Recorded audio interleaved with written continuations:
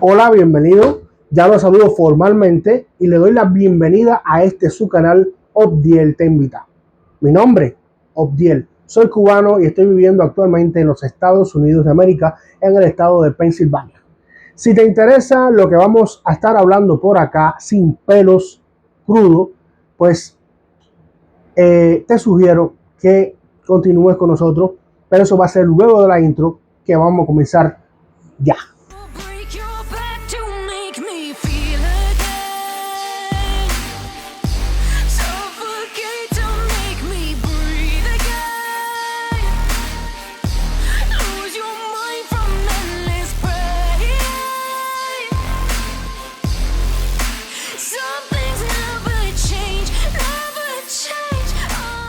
Bien, miren, hoy traigo un tema un poco crudo, como decía al principio, un tema bien picante en este momento, pero no va a ser hoy todo. ¿Por qué? Porque voy a hacer una serie para que muchas personas se puedan ver reflejados en mi situación, mis experiencias, mis vivencias, ¿verdad? Vamos a hacer 5 videos de conformando una serie para mostrar cómo ha sido todo el proceso migratorio de este cubano y su familia, ¿verdad? Usted sabe que tengo 2 hijos y mi esposa, y bueno, las personas que dejamos atrás y todos los que han sido parte de esta historia, muchos de ellos ustedes, seguidores míos. Entonces, vamos a comenzar primero por esta primera etapa. Vamos a hacer, como dije, 5. Yo les sugiero que si no te has suscrito, ya te suscribes por ahí abajo en el botón de suscripción. Eso es gratis, familia, eso es gratis. A usted que llega nuevo, que no se ha suscrito, que ve nuestros videos, un alto porcentaje de personas que están viendo nuestros videos y no están suscritos. Suscríbete, nos ayuda muchísimo. El algoritmo de YouTube va a notar que hay muchas personas que se están suscribiendo y eso le dice a YouTube que el canal le gusta. Además, déjame el like. Mira, si no me dejas el like, me estás matando lentamente. ¿Por qué? Porque si no me dejas el like, a pesar de que te gusten los videos, quizás porque en el momento no te das cuenta, pues le estás diciendo a YouTube que no te gusta mi video. Y si no te gusta, y si no dejas el like, pues automáticamente el video se va apagando y no alcanza la cantidad de vistas. Y si yo promedio no alcanzo la cantidad de 18,000 mínimo de vistas en los videos, pues mi canal va a ir muriendo poquito a poco. Así que tú, fiel seguidor mío, apóyame, ayúdame. Yo no te pido dinero, simplemente te estoy pidiendo ese apoyo con tu like, con tu suscripción y además déjame tu comentario porque en este canal recuerda que tu opinión cuenta. Pero ya, vamos a dejar ese tema por ahí y vamos a comenzar con este tema. Quiero adelantarte también que tengo pronosticados 5 videos sobre este tema, ¿verdad? Pero posiblemente haga un sexto. Depende de todos los comentarios que ustedes me vayan dejando en este transcurso de los 5 videos de esta serie. Donde ustedes me van a pedir cosas muy específicas que quieran saber, que quieran, no sé, que les dé curiosidad de cómo lo hice, qué sentí en ese momento, para hablarles de mis vivencias. Hacer como unas preguntas y yo les haré una respuesta. Ese sería un último video. Ahora, vamos a comenzar. Esto comienza en Cuba en el año 2022, yo diría 2022. Bueno, yo comencé en YouTube. Creo que YouTube fue una de las cosas que me abrió las puertas para hacer lo que hice, para dar el paso que hice. Llegó el internet a Cuba, yo era maestro en una escuela primaria y pues llegó el internet y un familiar me dijo que vivía acá en Estados Unidos, me dijo, ¿por qué no haces tú que te gusta editar? Me gusta editar, ¿por qué no haces videos de YouTube? Yo le dije, es que yo no sé qué es YouTube. Y bueno, empecé a averiguar, cuando aquello era muy lenta la conexión en los parques, aquello era una locura. Y nada, me pongo a subir videos que al final me lo tumbó hice mi canal, logré hacer mi canal, empecé a averiguar, pero todo aquello se cayó porque no tenía, es decir, tenía música que tenía copyright y bueno, demás. Así comencé yo todo el tema de YouTube. Llega el momento en que ya comencé a trabajarlo mejor y llegó la parte donde comencé a hacer ayudas a familias en estado bien crítico, allí en Cuba, en mi zona, en la zona donde vivía, bastante cerca. Y pues esto para nadie es un secreto que en Cuba, sobre todo siendo maestro, primero perdí el trabajo porque pues me llamaron a contar, no la dirección de la escuela como tal, sino otra persona que yo sé que era de la seguridad del Estado. Yo me di cuenta enseguida y me hizo sentirme mal y como que querer decirme de que si yo estaba denigrando, esa fue la palabra que utilizó, la revolución cubana. Me lo dijo delante de dos maestras más. Yo dije, aquí me van a poner el pie, me van a poner el dedo encima. Y no esperé más, eso fue viernes y el domingo fui con mi carta de renuncia a la escuela, a educación, cuando aquello te daban una sanción y no podías trabajar durante 4 años más, me estaba arriesgando. Y bueno, así fue todo. Porque me sentía muy bien, estaba cuando aquello haciendo, estaba en medio de las labores del pozo. No, ya se había hecho el pozo, lo que faltaba ahora creo poner la turbina y toda la instalación que estábamos de corre-corre buscando todos los accesorios.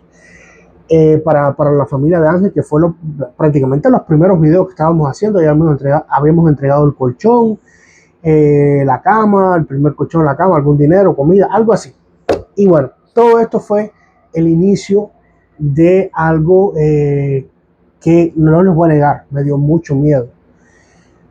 Lo tengo que decir porque fui llamado por la seguridad del Estado varias veces. Muchos de ustedes, mis seguidores que van a ver este video, son testigos de las amargas experiencias que pasé, miedos, sustos. Muchos estuvieron ahí prácticamente hasta el momento en que yo fui a entrar a la oficina de seguridad de Estado. Cuando salí, los primeros que llamé fueron muchas personas que estaban ahí, eran prácticamente y muchos se mantienen, son como parte de mi familia, al tanto que te dijeron que y todas las cosas que fueron pasando. Pasé muchos sustos.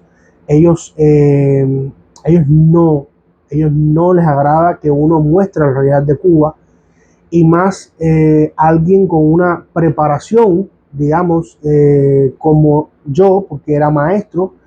eh, Ellos le tienen miedo a esas cosas. Cuando una persona tiene preparación, tiene léxico, puede hablar, tiene acceso a los medios y ellos notan que se distorsiona de lo que ellos han conformado, pues automáticamente te puedes buscar problemas. Y bueno, pues ¿qué ocurrió? Ocurrió, nosotros continuamos, yo era la cara visible, mi esposa comenzó a incorporarse en los videos, los niños también incluso, mis padres, pero yo era la cara visible, la idea pensante, el cerebro del canal de lo que iba sucediendo, ¿verdad? Y entonces pues ocurre que un buen día alguien eh, le avisa a un familiar mío de que me estaban fabricando una causa, para meterme preso por el tema de que yo estaba pues haciéndole a ellos la vida imposible en el área, porque casos que hacía más de 15, 20 años, cuando el ciclón Kate, por allá, se le habían caído las casas y habían vuelto a caer los bohíos que habían hecho para poder, sabe, todo ese tiempo estar viviendo, no se solucionaba la situación. Dígase el caso de José, y de buenas a primeras, una casa para José, con todas las cosas para José y la niña. Y pues todas estas cosas, ellos vieron que se estaba mediatizando, que todo el mundo hablaba de las personas que hacían video y que estaban regalando casas y que estaban haciendo todas las cosas que nosotros hicimos. Si no lo has visto, puedes ir hacia atrás, al inicio del canal, para que veas las historias, tú que llegas nuevo por acá, para que veas las historias tan lindas que nosotros, bueno, pues vivimos y compartimos allí con muchas de las personas que hoy mismo están viendo este video. Y bueno, pues me llega la información. Ya de por sí yo había notado, hay cosas que no quiero hablar, pero uno de los casos ya me había hablado, eso está grabado, porque estaba en el proceso de grabación y ellos sé, pero yo lo guardé como una forma de tener pruebas de que querían hacer algo contra mí. Ellos le dejaron bien claro a ellos de que todo esto era por tema político, de que yo no quería ayudar nada, que esto era por un tema para denigrar la revolución, que ellos se estaban prestando para eso. Les hicieron pasar amargas experiencias a uno de esos niños, les hicieron pasar amargas experiencias de mandarlo a darle golpe, de amenazar, de firmar cartas, de hacer levantar censos, vamos a decirlo esa palabra para que puedan entender. Eh, Muchísimas cosas. Y eh, comentaron cosas por las que podían incluso hacerme, eh, fabricarme un caso, un crimen, o no un crimen, sino un caso, un delito para yo poder caer preso. En ese momento yo me aterroricé, pero yo siempre tuve un grupo de personas, como les decía al principio, que siempre estaban ahí conmigo. Teníamos un grupo conformado y esas personas pues me iban dando ideas, me iban dando consejos, me decían, mira, haz esto por acá, no hagas esto, no te metas por aquí, y me iban, son personas sobre todo que estaban fuera de Cuba, personas muy con su cabeza bien centrada, para hacer las cosas bien, eh, ¿sabes? Dándome consejos todo momento que se convirtieron muchos en mi familia, por decirlo de alguna manera. Y pues al comentarles lo que estaba sucediendo, pues rápidamente se pusieron de acuerdo y lo primero que surgió fue, tienes que salir de Cuba. Yo me quedé así y dije, ¿cómo voy a salir de Cuba? Es una cosa que no estaba preparada, una cosa que yo ni remotamente, porque en algún momento estas personas que tenían mmm, ya un mayor grado de compenetración conmigo, con la familia, eh, nos llevábamos muy bien, ya era más que una relación suscriptor youtuber. Incluso me habían dicho en algún momento, me habían ya indicado, me habían dicho, me habían convencido de sacar los pasaportes de cada uno de los otros cuatro, porque había intención en algún momento de podernos reunir fuera, ir a Punta Cana, conocernos, un grupo muy lindo de seguidores que me apoyaron muchísimo, que me ayudaron económicamente, con cosas para mi casa, con la construcción de mi casa, que nunca voy a dejar de agradecerles, nunca voy a, a tener las palabras para decirles todo lo que tengo que agradecerles, porque es decir, fueron un motor impulsor, pero también fueron mis cuidadores, porque también, aparte que me ayudaban, me daban toda esa luz para seguir por un camino recto y sin torceduras, porque, bueno, se dieron casos y casos que no viene al caso, valga la redundancia, y bueno, hubo mucho ataque con respecto a todo este tema de las ayudas. Entonces, eh, llegó el momento de que tenía que irme. Increíblemente, yo me parecía que todavía yo me decía, no puede ser no puede ser. Entonces dejar a Dayana, dejar a los niños, para mí fue chocante. Eh, a mi madre, porque imagínense ustedes, entonces ocurre que un mes antes, por razones de que querían mejorar económicamente, de querer probar, mi hermano se había ido para Uruguay. Y pues, bueno, yo dije, ¿pero para dónde me voy a ir? Me dijeron, si tu hermano se fue por Uruguay, trata de ver si en Uruguay. Yo decía, pero es que yo no estaba ni preparado económicamente para hacer esto que estoy hablando. Estados Unidos, ni remotamente. Una, porque irme para Estados Unidos representaba estar mucho tiempo, es decir, un año para poder tener la residencia. Es decir, para poder solicitar la residencia, escuchen, de ahí esperar a 5 años para poder entonces yo hacer una petición para mi esposa y mis hijos. Me representaba muchísimo tiempo y yo quería, donde yo fuese, por lo menos estar con mi familia lo más pronto posible. Era lo que yo quería. Además que no tenía los recursos monetarios para yo hacer toda la travesía, es decir, los viajes, los vuelos a Nicaragua eran muy caros y después hacer toda esa travesía te costaba entre 8, 9, había gente que 7, bueno, depende, $1,000, 8,000, $9,000, $10,000 más menos para hacer la travesía hasta la frontera con Estados Unidos y cruzar. Algo muy riesgoso, todos lo sabemos, eso no hay que decirlo.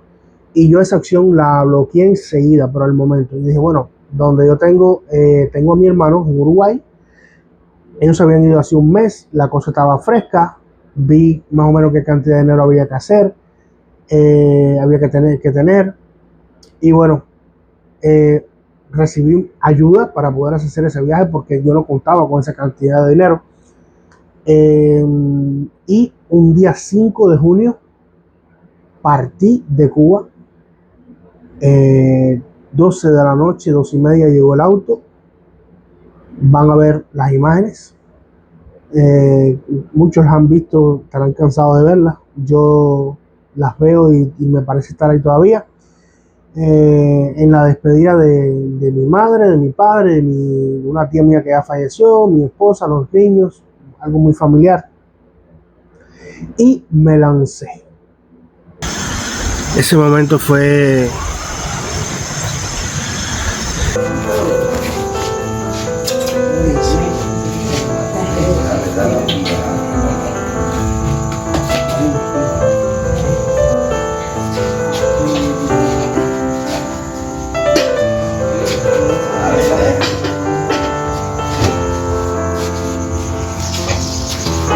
me lancé, fueron momentos bien, en 10 días, tuve que planificar todo, tuve que comprar ese vuelo, ese boleto de avión, fueron momentos de incertidumbre porque teníamos miedo que ya ellos me hubieran regulado, porque cuando te regulan,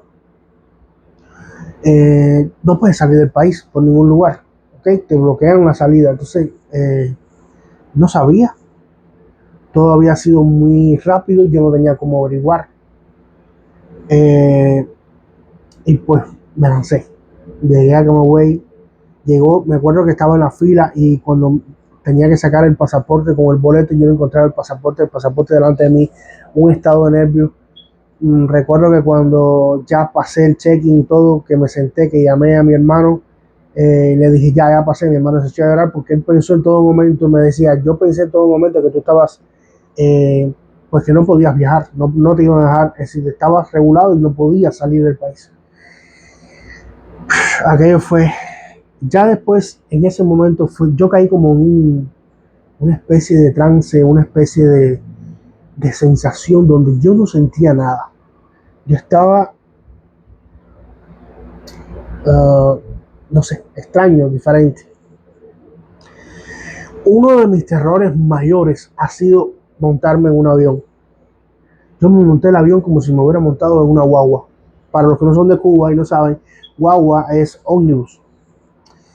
Y me causó porque aquello empezó a echar un humo. Voy a ver si le puedo dejar una imagen.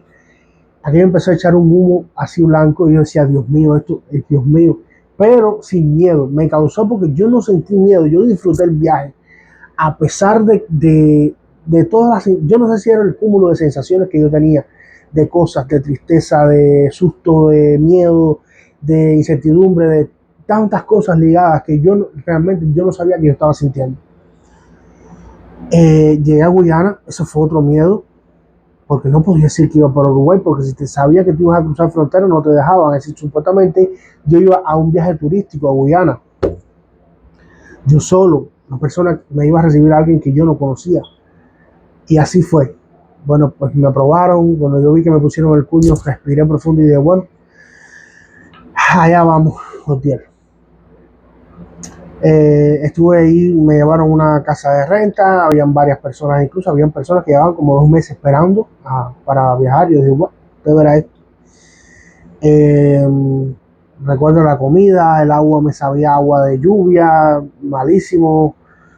La comida, bueno, primera vez que probé la Coca-Cola, que vi tantas galletitas, que vi tantas cosas, cosas diferentes, pero realmente mi mente estaba puesta en el viaje a seguir al otro día.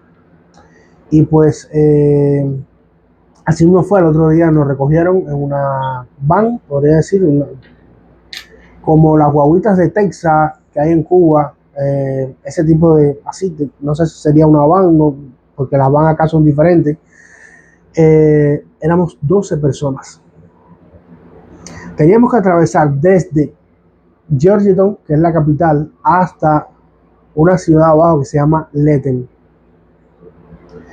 que es donde está el río, que es la frontera con Brasil. Aquello fue, los primeros momentos fueron normales porque era por carretera, pero llegó un momento en que se acabó la carretera y fue un terraplén.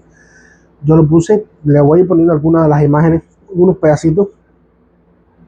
Aquello fue horrible, horrible. El miedo, oía entre ellos mismos, las 12 personas que íbamos ahí, empezaron a vomitar, ellos mismos diciendo de que había gente que habían asaltado. Ya había yo oído historias, yo decía, usted verá esto, ¿qué es esto? Yo traía encima de mí la mitad del dinero, tuvimos que dejarla en Guyana y la otra mitad había que entregarla al pasar el Brasil.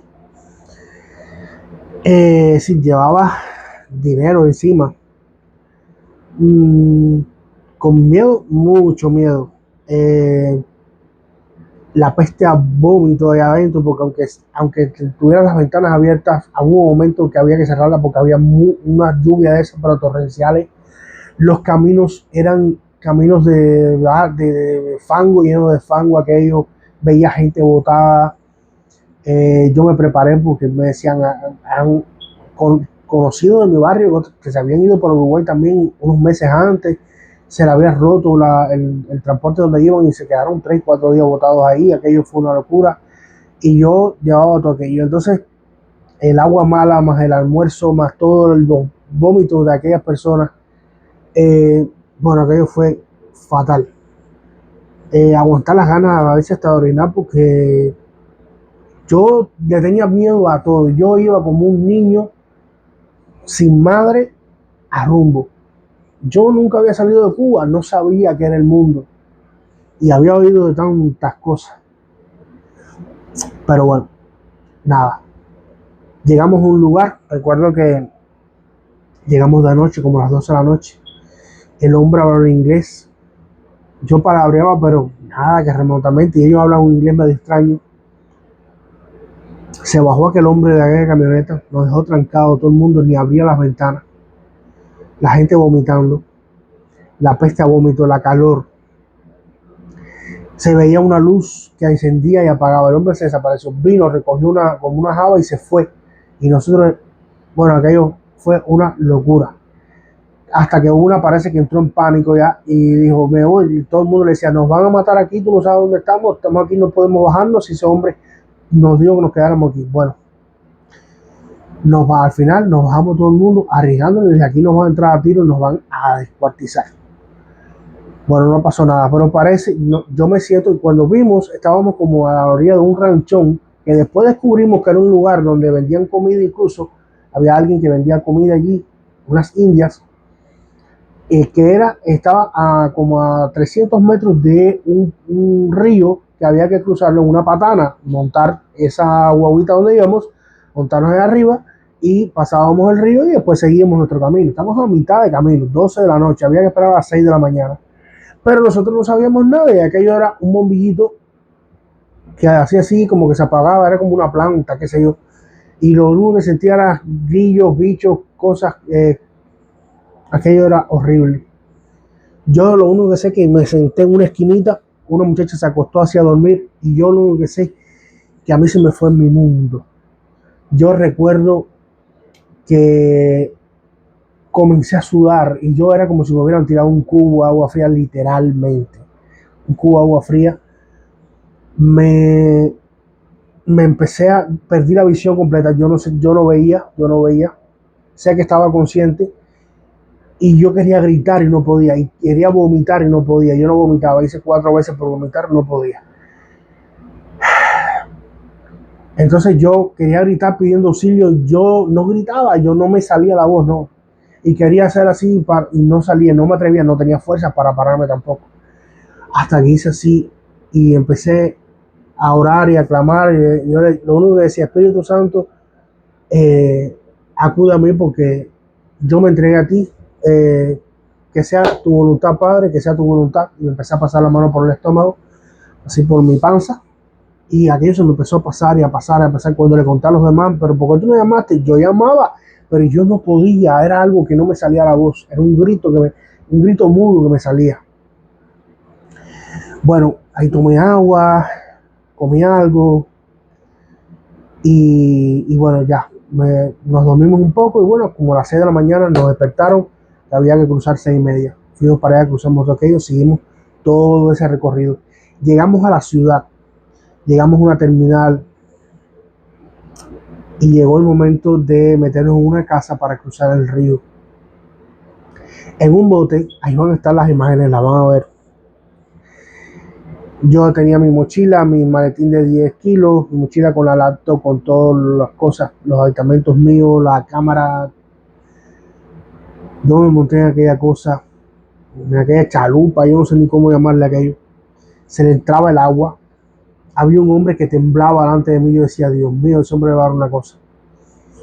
Nos dejaron y nos dieron camino. Un hombre nos metió debajo de unas matas así extrañas y nos metió hacia allá abajo un hueco y nos dijo, de ahí no salgan hasta que yo chifle porque vamos a traer la otra parte. Así mismo fue. Y nosotros adentro, si usted verá, y bueno, chifló y salimos todo el mundo corriendo, tuvimos que salir corriendo. A mí me tuvieron que ayudar porque yo, entre que era tan prácticamente muy empinado, recuerdo que un muchacho me dijo, oye, ven acá, y me ayudó con el maletín. Yo estaba allá que yo no podía más, yo creía que me iba a dar algo. Bueno, en fin, llegamos a la casa, ahí tomamos agua, logré comunicarme con mi hermano, decirle que estaba bien, mi hermano estaba preocupado. Y bueno, ya ahí todo comenzó a fluir ya de una manera diferente. Siempre tuvimos miedo porque, por ejemplo, en Brasil, el tema del aeropuerto, decía, ¿cómo es que ellos se hacen? ¿Cómo es que ellos hacen para poder comprar los boletos? Y que, no, y que si me para, que yo digo, y yo no puedo echarlos para adelante, pero ¿y qué yo voy a decir? Todo ese miedo, eso monta avión, baja avión. Recuerdo que era bueno, ya estuvimos en una ciudad, ahora se me olvidó, quizás le ponga por acá abajo el nombre. De ahí, primero estuvimos de esa ciudad hasta Boavista, se llama la ciudad, hasta, hasta una que se llama Manaus, ahí a la orilla la franja del Amazonas. De ahí fue todo avión y bueno, hasta que llegamos eh, a la frontera con Uruguay. Eh, Mucho miedo. La persona que migra, sea cual fue la ruta, hay unas rutas más peligrosas, otras menos. Muchos tienen experiencias buenas, otros tienen experiencias malas. No les recomiendo que lo hagan. Sobre todo nunca me atreví a hacerlo no tenía la posibilidad económica, pero aunque lo hubiera podido tener, nunca lo hubiese recomendado, y menos que vayan con niños, mujeres. Es riesgoso, muy riesgoso. Nunca me atreví a llevar a mi esposa y a mis hijos por esa ruta. Mucho peligro, mucho peligro. Incluso no es la más peligrosa, porque entiendo que la más peligrosa es cuando vas a Estados Unidos, es decir, cuando vienes para Estados Unidos, toda esa ruta. Pero esta también tenía sus peligros. Yo quizás, al no haber salido nunca de Cuba, quizás mi propio desconocimiento me hizo crearme una nube de cosas muy turbias, de mucho miedo, me daba mucho miedo.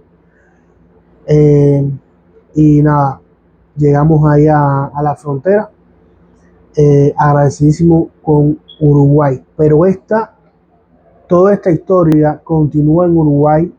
eh, Nuestro reencuentro con la familia, las cosas que pasaron en Cuba después que me fui, todas estas cosas te lo voy a contar en un segundo video, una segunda parte de esta serie, contándote mi historia como inmigrante.